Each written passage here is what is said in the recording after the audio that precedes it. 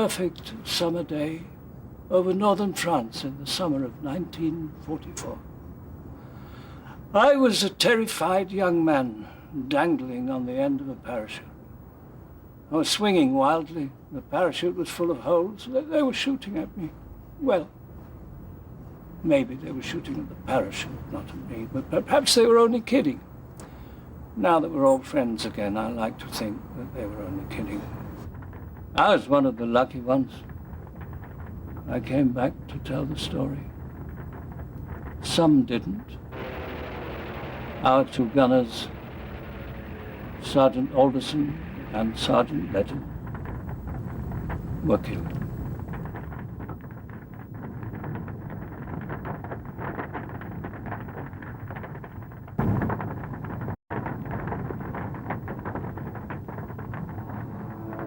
In this program, we hope to bring you some of the stories of the men and indeed the women of the Royal Air Force who contributed often above and beyond the line of duty to bring this country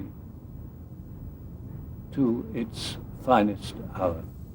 We hope that it will keep alive the memory of those who gave their lives to protect this country and our freedom, lest we should forget them.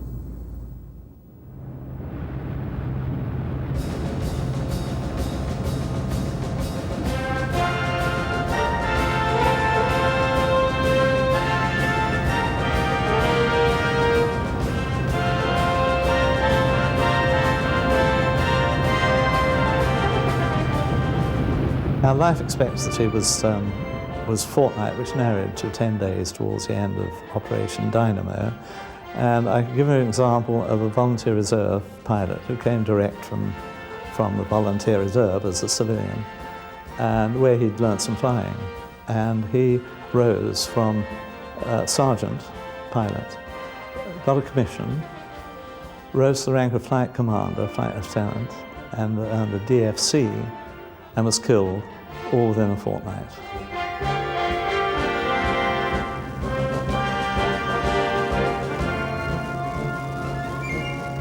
We landed about 11 o'clock at night, and then, yes, we heaved a sigh of relief. Of course, the only thing was that you were conscious of all the blokes who didn't come back.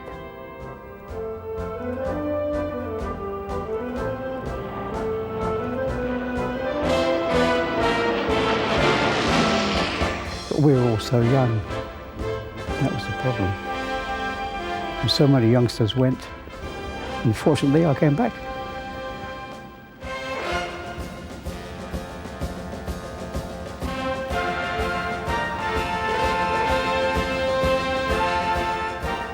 I was quite sure that I would be killed because 15 months on a bomber squadron and it was changing.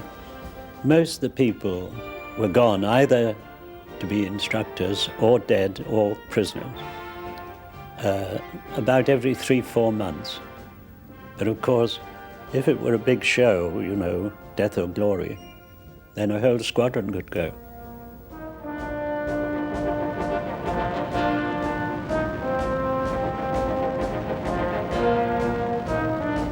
The second pilot on that aircraft had been killed in a attack by a fighter. The tail gunner had received a shell which burst on top of his turret, and he was deafened and temporarily blinded. The front gunner, whose blood had been dripping out, was badly injured, and the navigator had fallen through, and during the attack, fallen through the hole where the centre turret originally was, so he wasn't on the aircraft at all.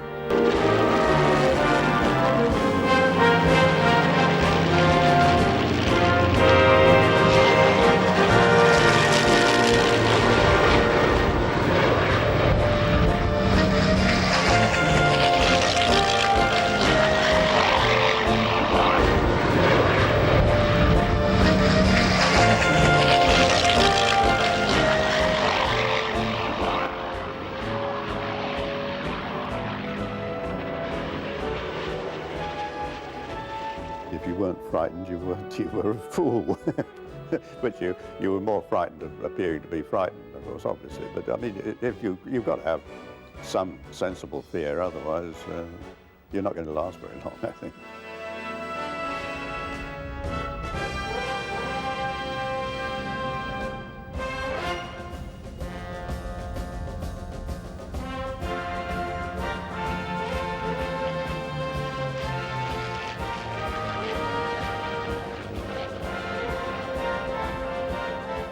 It was more excitement, I think, than sort of fear.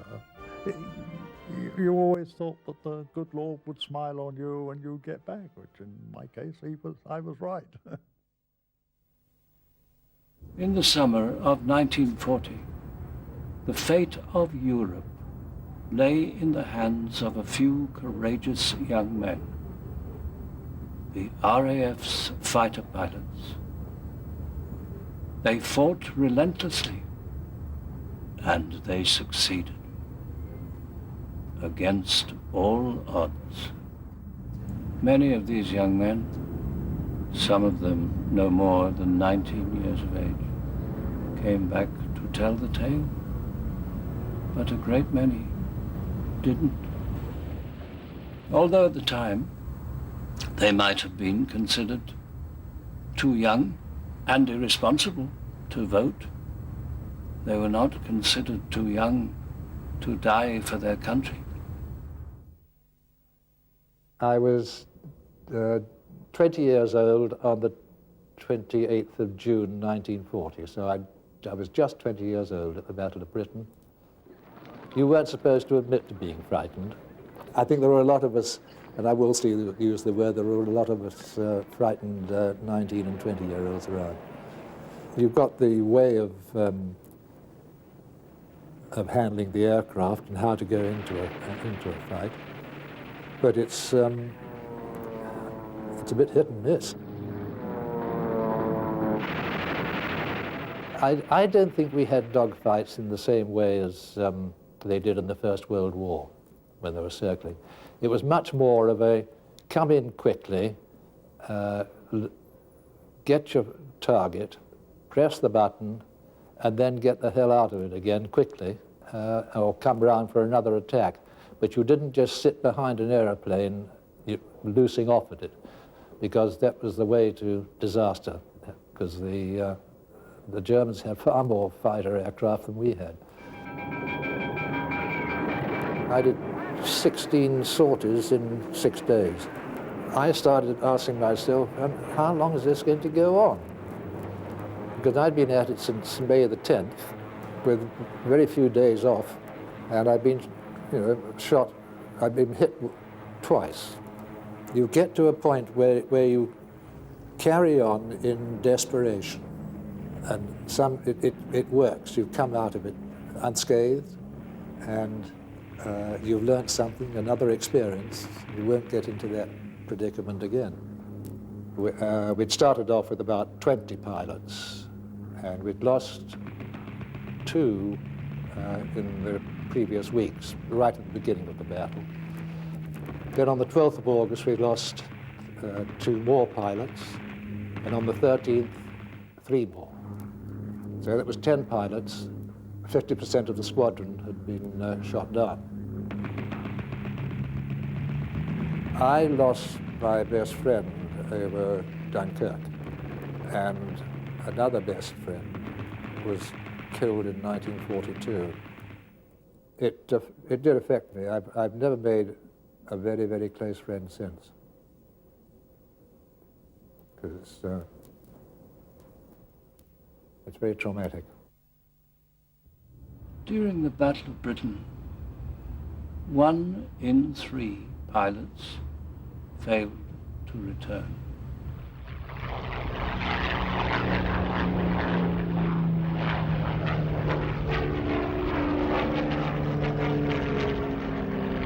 The battle for Malta was the 3rd decisive island battle of World War II. The Battle of Britain was the first one. The Battle of Malta was the 2nd, and the 3rd was the Battle of Midway in the Pacific, which turned the Pacific War. So Malta was the base from which we were striking at the enemy, and that was really the prime raison d'etre for this tremendous attack which was launched on the island. And we were in a very difficult position because for two reasons. One, because we had to get convoys in there. I mean, getting ships through from Gibraltar or Alexandria was terribly difficult. I mean, it was a frightful gun-running operation. And the second thing was that we had to get fighter aeroplanes in because we had to win the day fighter battle, just like they had to win the day fighter battle in the Battle of Britain here to win the day. And so far as getting the aeroplanes in, the only way you could do that was by flying them off the carriers. You couldn't put them on a boat and fire them through, and that in the very early part of the war they were doing that, but you couldn't do that from sort of 1942 onwards when they were really bombing the place. And so the Royal Navy loaded up the aircraft carrier Eagle with Spitfires, and we could get, I think, 16 or 17 on each time. I flew Spitfires off that once. But it wasn't enough to get enough airplanes in. I mean, we were operating at odds of 10, 20, 30, 40 to 1 against. So Churchill and Roosevelt made a deal whereby the United States carrier Wasp was brought into service, and the Wasp could take 48 Spitfires aboard.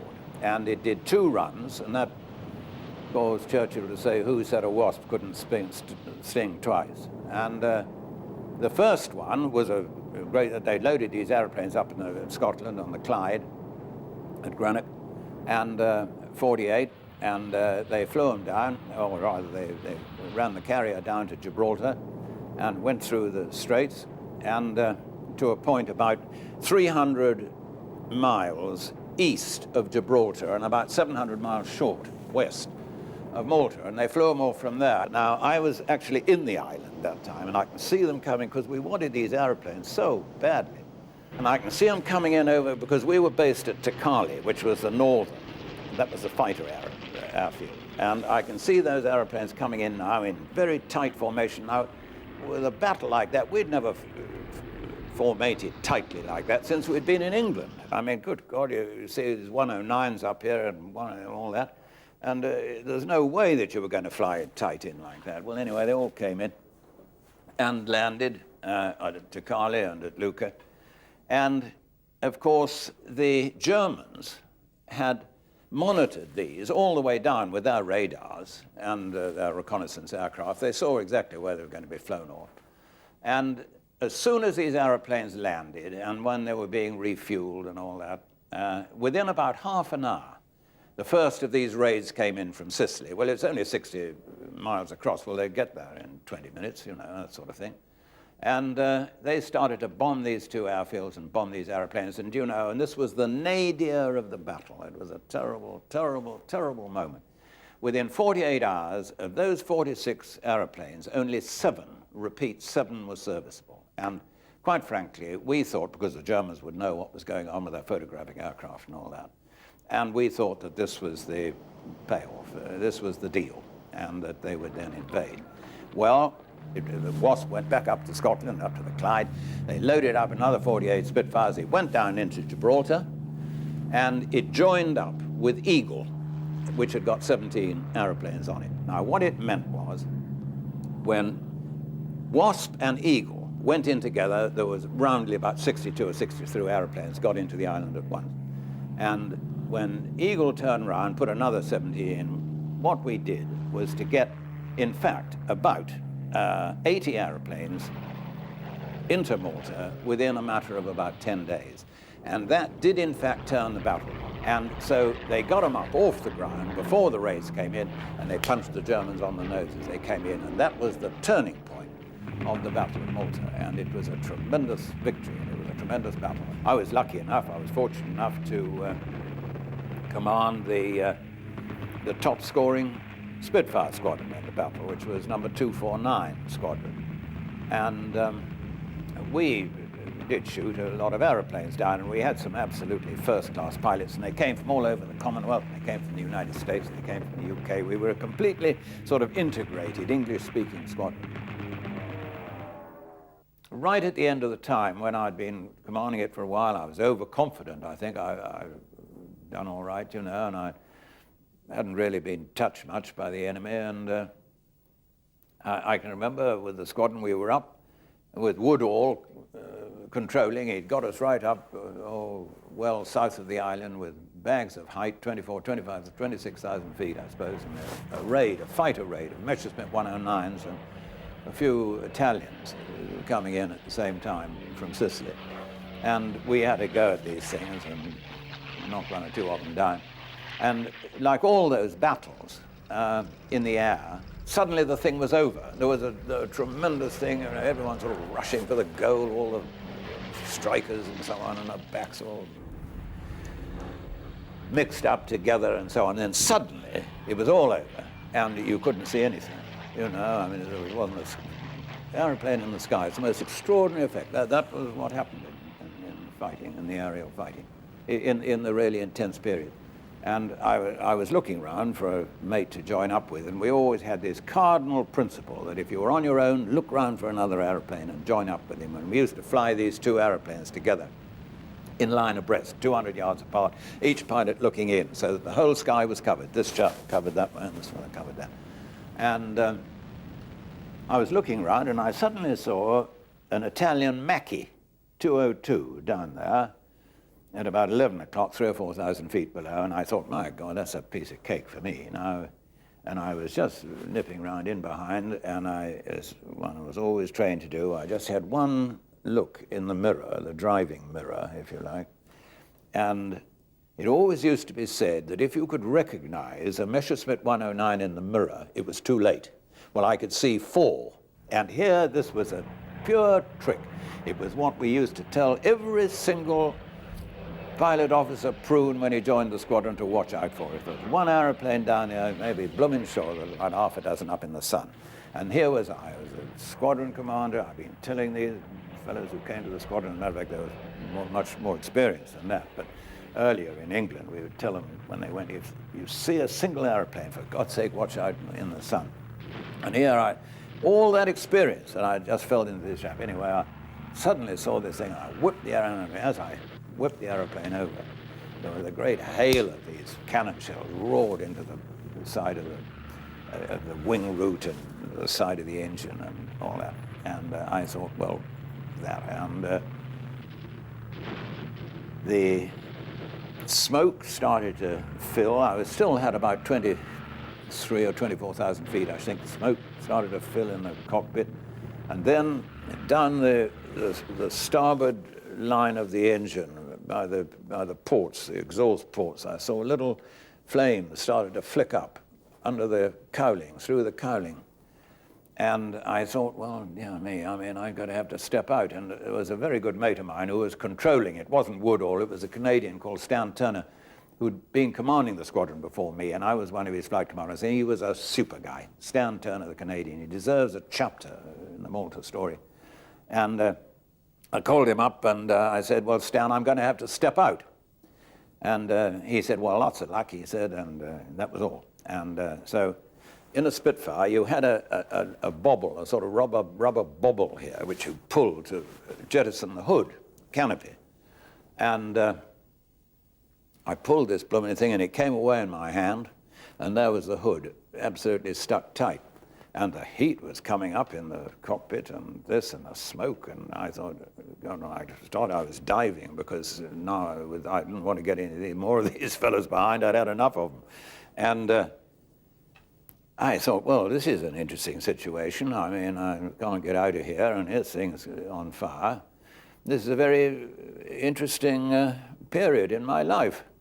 And the extraordinary thing was, and I suppose that when you begin to think that it might be terminal, I don't know. I've no doubt the psychiatrists would have the answer for it, but I found a sort of wave of tranquility almost came over me. I wasn't sort of particularly frightened. I kept thinking to myself, well, you silly whatnot. I mean, there was that aeroplane, a single aeroplane, and you've been telling these fellows, and here were these guys behind, and I mean, you can't beat it. And anyway, so here it was, and it was going down. I suppose I got down to about 14 or 15,000 feet, and the heat really was very considerable, and smoke and all that. And I'd cut all the switches, ignition switches and everything. And then suddenly I was conscious of the fact that there wasn't quite so much smoke. And when I looked down, because it's difficult to see down a Spitfire, a great long nose out from the side, unless you can put your head outside the cockpit, which I couldn't, of course, because I couldn't get the hood off. And I was jamming away, pushing away at this hood, trying to get the blooming thing off, and I couldn't either. And then suddenly I thought, my God, I wonder if the fire's gone out, or going out. And it suddenly occurred to me, I mean, I had no engine. Our screw was dead. I flicked everything off. And I thought to myself, well, good Lord, I mean, what a remarkable thing. I mean, maybe I can make something of this. And I suppose I was probably then about 4 or 5 miles east of the island. It was in the morning, about 11:30, and the sun was up over here. That's where these fellas came from. And I thought, and aeroplanes were like gold dust in Malta, and I thought to myself, well, look, I mean, I've made a clot of myself over this, and somehow or other I've got to try and save this aeroplane. I mean, it's in no shape, and there have been holes in the wing and all that, but anyway, let's try. And I still had, because I'd climbed, when once the smoke had started to die down, I had a lot of excess speed, so I pulled up and I got about another 5,000 or 6,000 feet, so I had about 18,000, I suppose. And I was looking around to see if there was nothing else, but there was nothing else in the sky. I was absolutely on my own. And I thought, well, I can just see in the distance, in the haze, that Mediterranean day, a lovely summer's day it was, I could see Halfar, which was the southernmost airfield in Malta.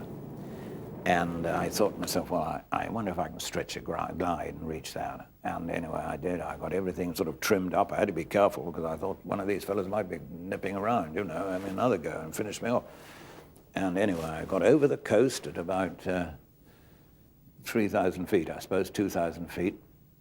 And I rang up on the RT, on the radio telephone, to the Stan Turner, and I said, I'm going to try and make it. Tell him it's an emergency. Okay, he said, lots of luck. I can hear him saying it now. And instead of, I hadn't got enough height to go all the way around and land into wind, like obviously one did. And I thought, well, now, shall I try and get the undercarriage down? Because if I can get the undercarriage down, and even if I could get the flaps down, I mean, I could at least, even downwind, I think, get the airplane in. You know, it was a relatively small airfield. And so I put the undercarriage down, and by God, it locked down, and the thing came on. And then I put the flaps down, and I was just going over the top of the hedge, downwind, and 3 swordfish, these things that they call string bags, which the Royal Navy, the Fleet Air, a marvellous lot, were flying, and they came straight up towards me, and I was near as a touch to hit these. Anyway, I put it down and rolled to the end of the airfield, and of course, I just sat there, and I think I must have passed out, actually, because the next thing I was conscious of was 2 fitters and the ground crews that we had. They were a simply super lot, those fellows.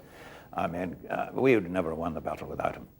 And there were 2 of them. One was a corporal fitter, and the other one was, I think, a rigger on the other side. And they were standing up, and they were trying to get the hood open. They realized that I couldn't get it open. I knew I was sort of partially unconscious thing.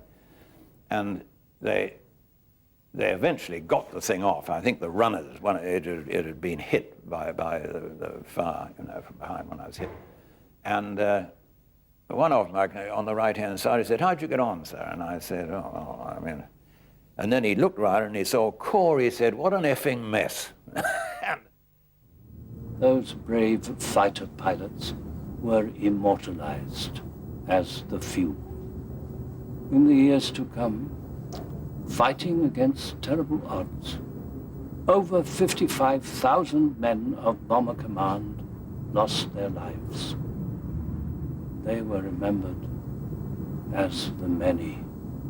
Winston Churchill said, the fighters are our salvation, but the bombers alone provide the means of victory. For the crews, this meant that operation after operation, raid after raid. This one might be their last. Our losses were tremendous. I have an analysis, several about losses, and I think, from memory, that we lost 100 Blenheims in the first 12 months of the war, because we started losing 5 out of 10 on the first bombing raid of the war, which our squadron did with 110 Squadron to Wilhelmshaven. If there's something distant, dangerous, or dead risky, send the Blenheims. We started training for some major operation, unspecified, and it all sounded very alarming, but we didn't know where it would be, and we thought probably it was somewhere near Paris or somewhere like that. It never occurred to us that any of the crews, the Blenheims, particularly after so many losses, would be sent into Germany itself in low level. And I had to be the deputy leader of it. That is to say, I flew number 2 to the wing commander, leading the whole operation. And as deputy leader, I would have had to taken over if he'd been shot down. This meant that I was shown the target 48 hours before the other crews, and was in on the discussions of the planning, of the final planning of the raid and so on. And I've never forgotten going into the crew room. I think the raid was a Sunday, I have a feeling, or maybe, but anyway, 48 hours before, and to see what the target. And I looked at the operations map laid out on the table, and I couldn't believe it. I saw this red line going straight from Norfolk, from West Raynham, straight to Cologne in Germany. And I couldn't believe it. And but it was only too true, and it was to bomb the 2 great power stations there, of which Knapsack was the biggest in Europe. And we were to do it low level, and the leading 6 were to fly down between the chimneys. So I thought, oh, well, I've had it. And for 48 hours, I had to make up my mind as to whether I could do this trip or whether I couldn't. It was the acid test, because the chances of coming back seemed non-existent. We were bound to be intercepted by fighters, and traditionally, Blenheims, intercepted by fighters without an escort, meant anything from 50 to 100% losses, but as deep into Germany as that, it must mean 100%, and the flak round the target itself. So I wrestled with myself for 48 hours, can I do this or can't I? And eventually, I've been asked this before, my technique of doing it was to finally tell myself, accept the fact that I wouldn't come back. And therefore, in a strange way, this removed all this terrible worry, and I just knew where I stood. I wasn't coming back. And I just got to make myself do it. And that was the frame of mind in which I set off. And of course, we all took time circling round to formate and join up. The whole group was involved in this, 54 Blenheims altogether, of which I was in the 36 attacking Knapsack. And we set off across the North Sea at low level formation.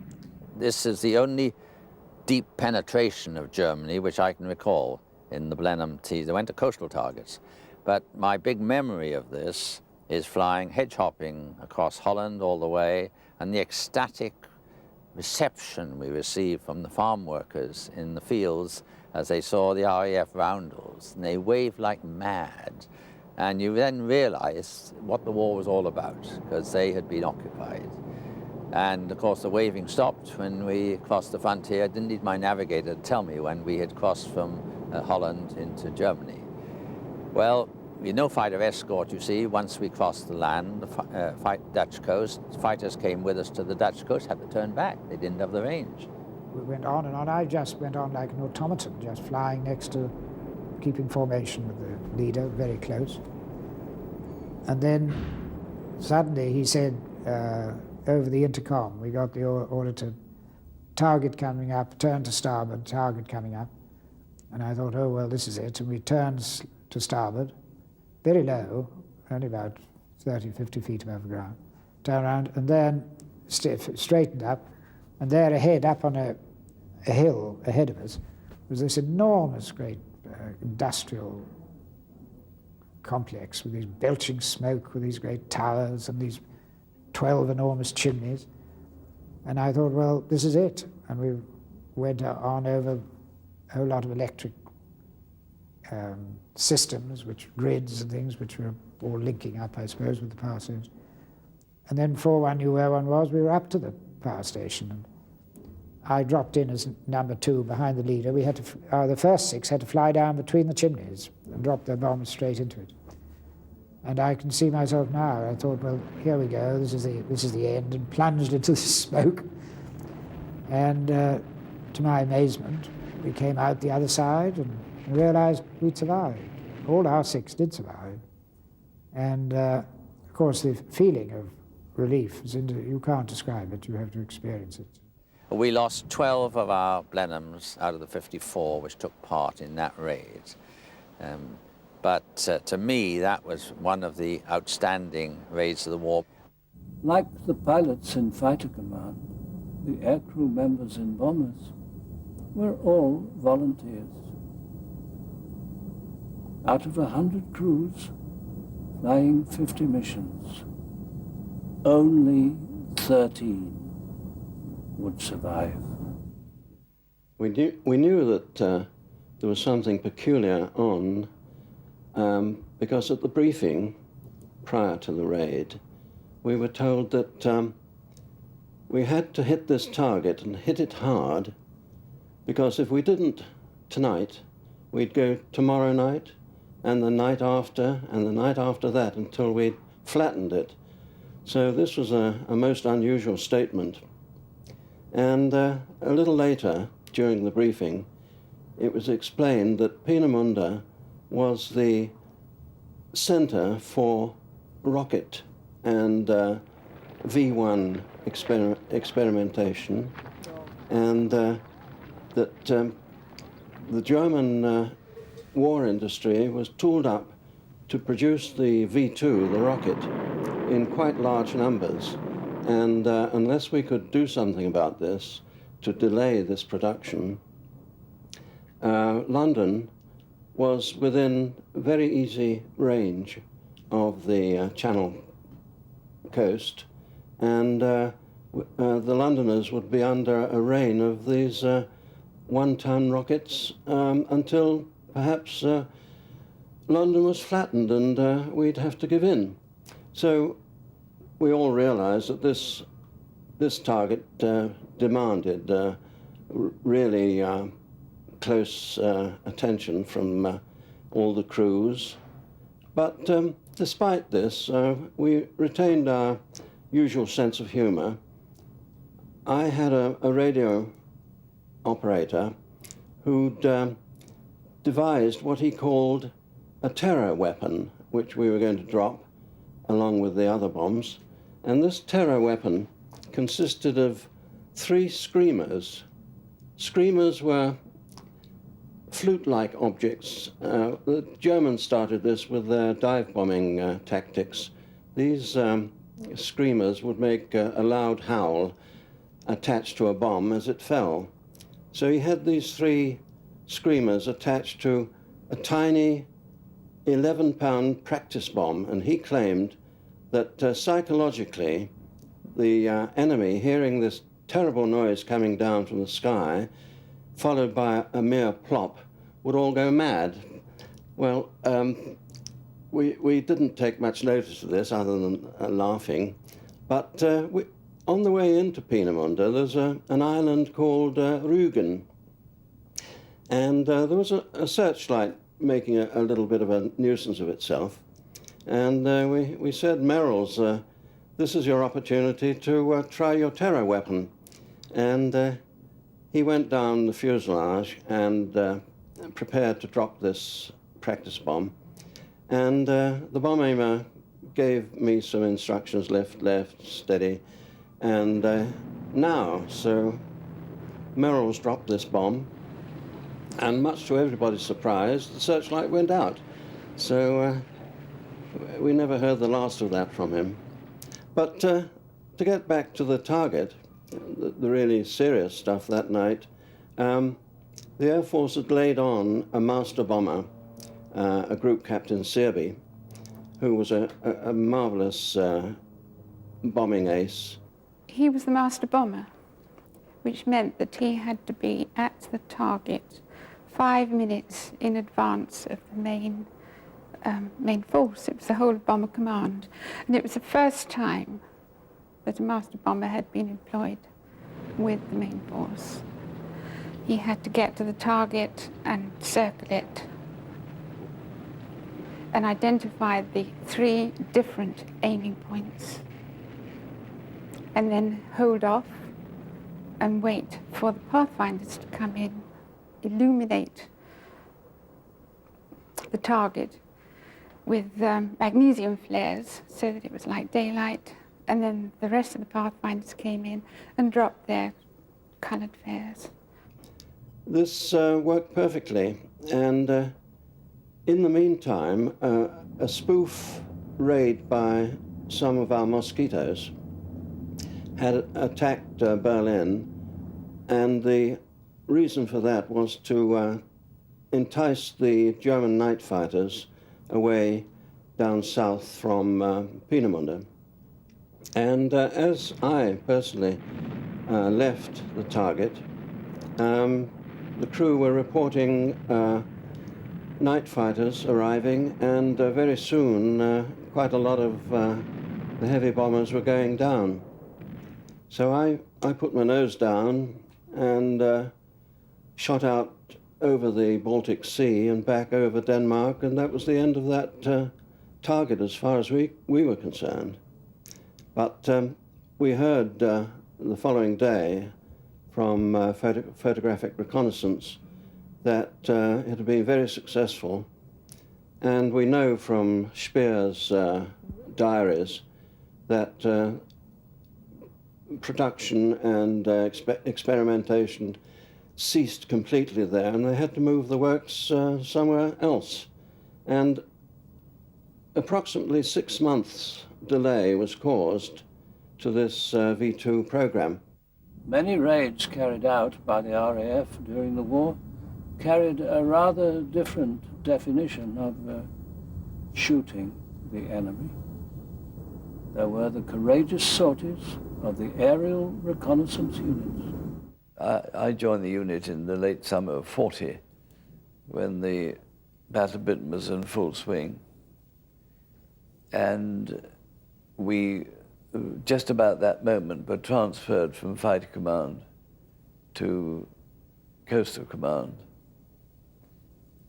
The reason, I think, quite apart from the fact that Fighter Command were pretty busy at the time, to say the least of it, the real beneficiaries of our activities were the Admiralty, particularly the Admiralty, and Bomber Command. We were only then developing enough definition on photographs to tell Bomber Command, alas, a lot of it, that they were missing the target. But with Coastal Command, they really needed to know where the German ships were.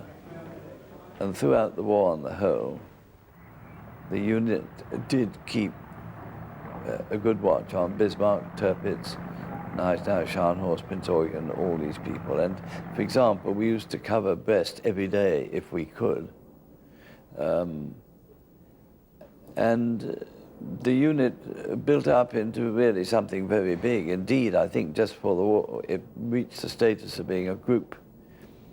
And the Americans, example, copied the technique, and I'm sure that that is the only way. You can't fight for reconnaissance. And people have said to me, didn't you feel rather worried flying deep into Germany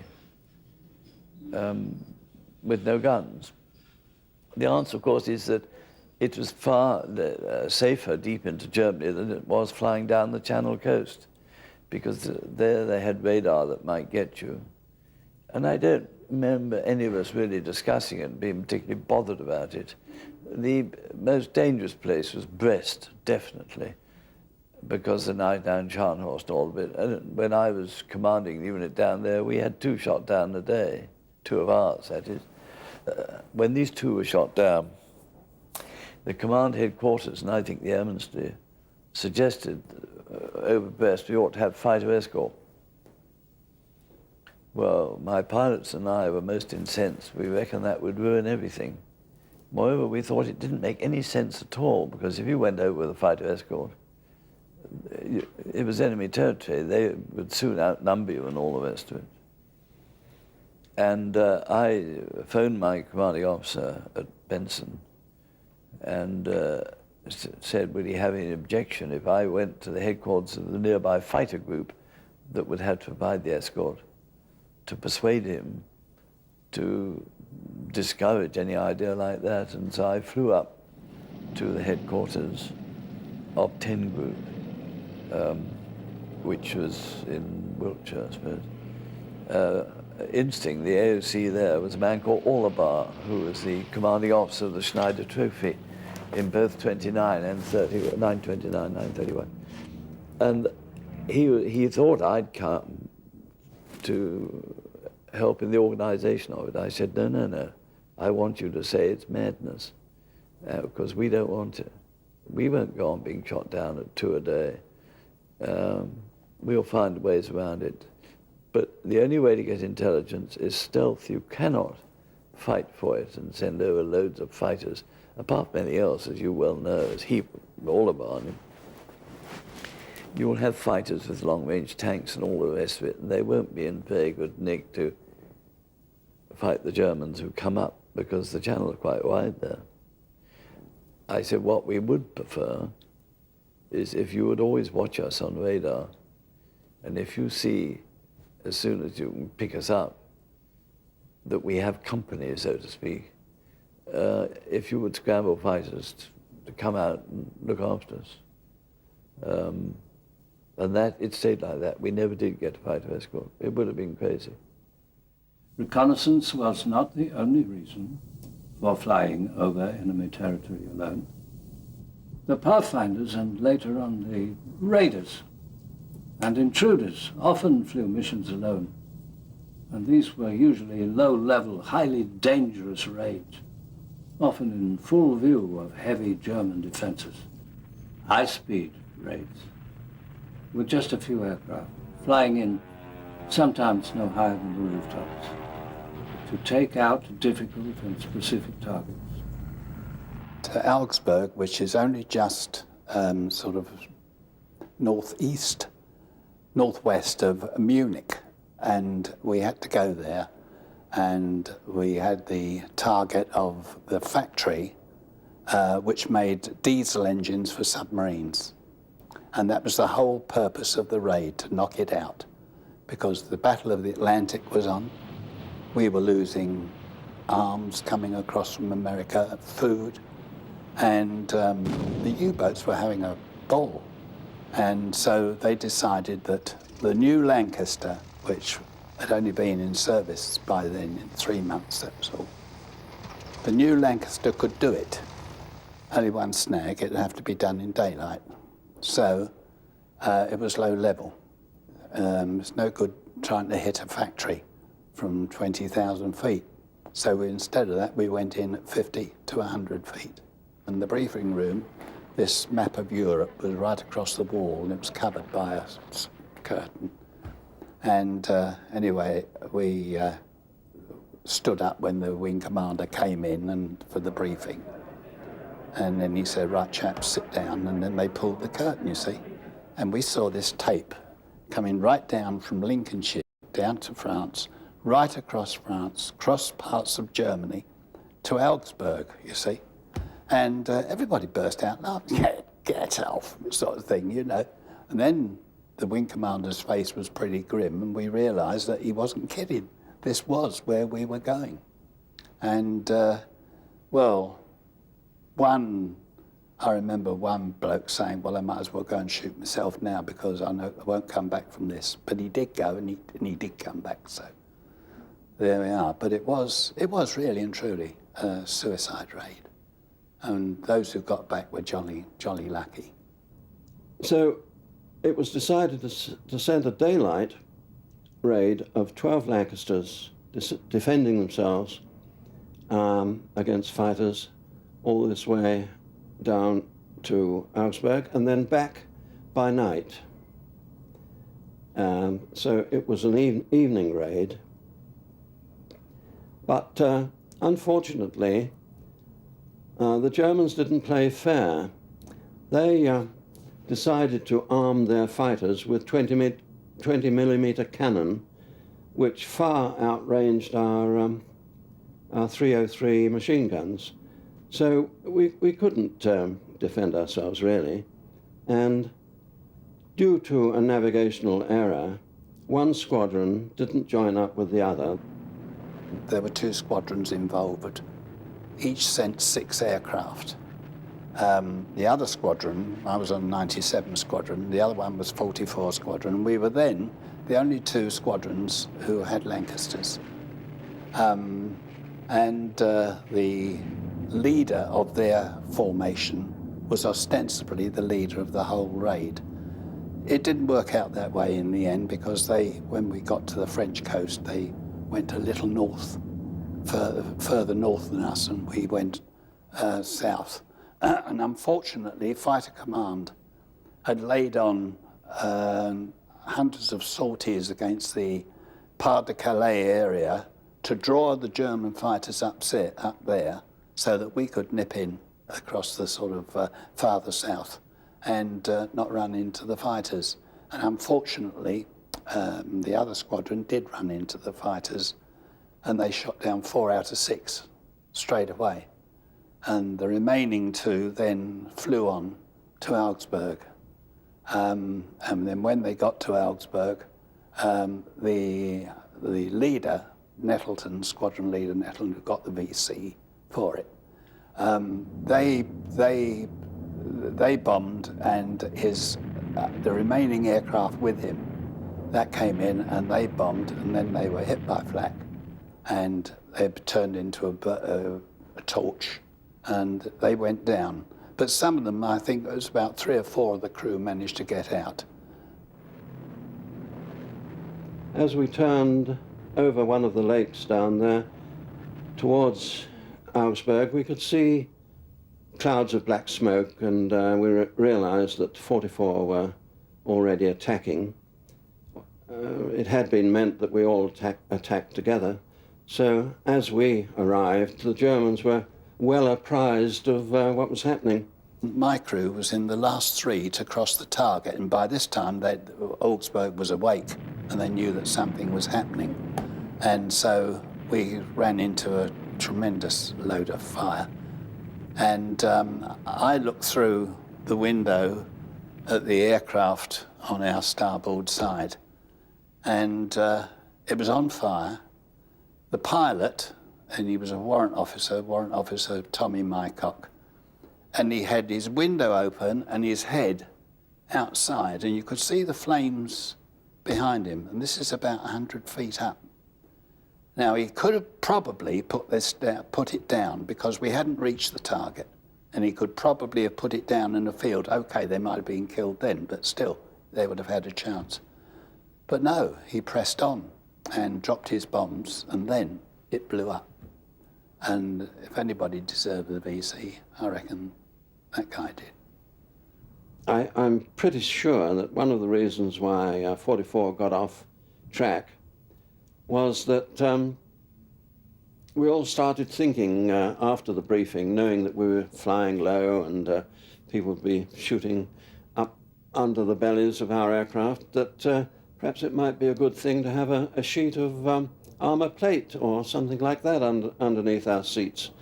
And most people did this, and I'm wondering if Nettleton, who got a VC for the raid, incidentally, whether he had put a piece of steel under his seat and hadn't allowed for the deviation on his compass.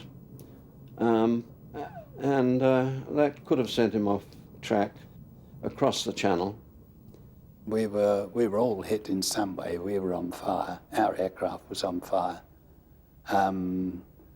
and we managed to get it out, and so that was a good thing. One of the engines was on fire, and we got that out. The pilot got that out.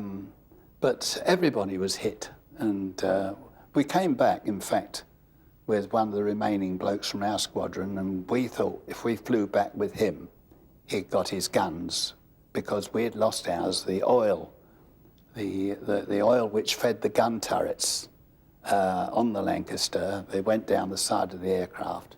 They'd been hit, and it was the oil from those pipes that caught fire in the fuselage on the floor. And so our guns wouldn't work. So we said to the other bloke, can we come and join you? We thought if we run into trouble, he's got guns.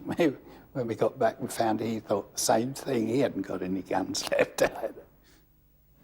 It was not only in the air that the men and women of the RAF showed acts of bravery and heroism. Those in the ground crews and in the operations rooms suddenly found themselves in the front line of the war. We had a young man, Alfred, his name was, a good memory after 50 years. He was sitting on a load of explosives going to be taken to an aircraft and a lorry. These were photo flash bombs and flares and things of that nature. And the lorry bumped to a standstill, and as it did so, one of the flares, one of the photo flashes, which were a flare body filled with magnesium, it was a bomb, would have gone off with a terrific blast, together with the others on board. One of these, the firing wire caught on another one as it fell down, and there was a crack, which was quite audible. And the young man knew that the fuse had started burning, and he had 18 seconds, I think it was, before the bomb went off. Now I'm sure that I would have leapt out of the lorry and run for my life, like so many. But he scrambled across the lorry, got to this photo flash, dismantled the flare, took out the burning delay capsule and threw it out of the lorry, all within 18 seconds. And it was very calmly done. We did our best to get him a medal for that one, but all they managed was the AOC's commendation, which is the equivalent to a mention in dispatches. But it was a very brave thing to do.